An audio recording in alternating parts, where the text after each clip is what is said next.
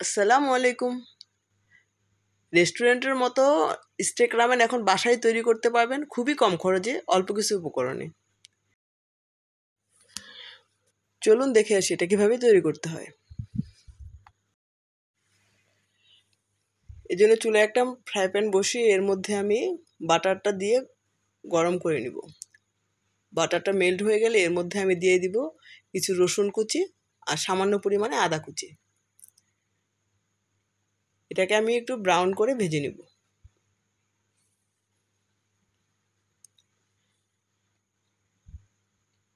এটা ভাজা হয়ে গেলে এর মধ্যে অ্যাড করব আমি এখানে নর্মাল পানি অ্যাড করে দিব। এখানে আমি 4 জনের জন্য করতেছি, এখানে আমি 4 কাপ পানি ইউজ করব।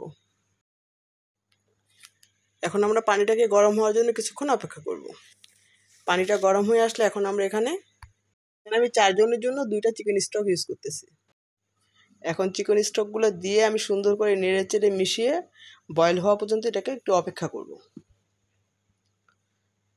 এতে করে হবে কি ফ্লেভারটা সুন্দর করে স্যুপের মধ্যে ছড়িয়ে পড়বে আর স্যুপটা খেতেও বেশি মজা হবে। নেড়েচেড়ে ভালো করে আমি এটাকে মিশিয়ে নিচ্ছি। এখন একে একে সব উপকরণগুলো আমি এখানে দিয়ে নেব।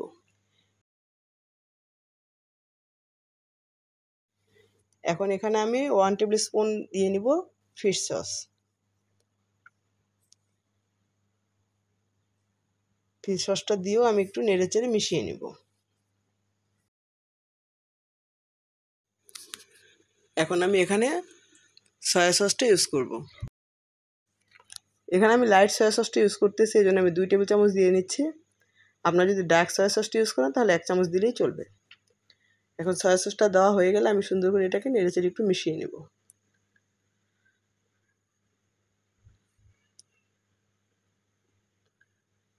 আমার এখন বলক চলে এসছে, এর মধ্যে আমি এখন স্বাদ অনুযায়ী লবণ দিয়ে দিব।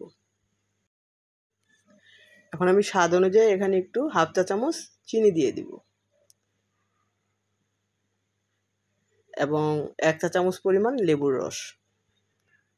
সব কিছু দিয়ে একসাথে সুন্দর করে আমি নেড়েচেড়ে একটু মিশিয়ে নেব। আর এখানে আমি নুডলসটা ব্যবহার করেছি মিস্টার নুডলসের কোরিয়ান স্পাইসি রামেনটা। এখন আমি প্রথমে মশলাগুলোকে খুলে সেখানে দিয়ে দিব। আপনারা যদি ঝালটা একটু বেশি পেতে চান মশলাটা একটু পরে দিবেন। মশলাটা আগে থেকে বয়েল করলে ঝালটা অনেক কমে যায়। যারা ঝাল খেতে পছন্দ করেন তারা নামানোর আগে দিয়ে নেবেন, তাহলে ঝালটাও ভালো পাবেন, ফ্লেভারটাও ভালো আসবে। এখন আমি একে একে সব মশলাগুলো দিয়ে নিচ্ছি।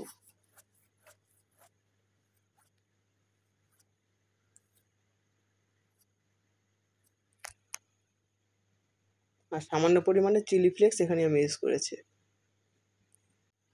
আরেকটা ফ্রাই প্যানে আমি এখানে মাশরুমগুলো সটে করে নিচ্ছি। এখন সে বয়েল হওয়া পানির মধ্যে আমি আমার নুডলসগুলো ছেড়ে প্রত্যেকটা দিয়ে দিব। এখানে এখানে আমি 4 জনের জন্য রান্না করতেছি, 4 প্যাকেট নুডলস এখানে আমি ইউজ। এই তো সিদ্ধ হয়ে গেলে এখন আমরা এটাকে পরিবেশন করব।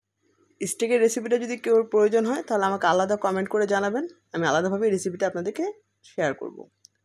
ভালো লাগলে অবশ্যই লাইক দিয়ে পাশে থাকবেন। আল্লাহ হাফেজ।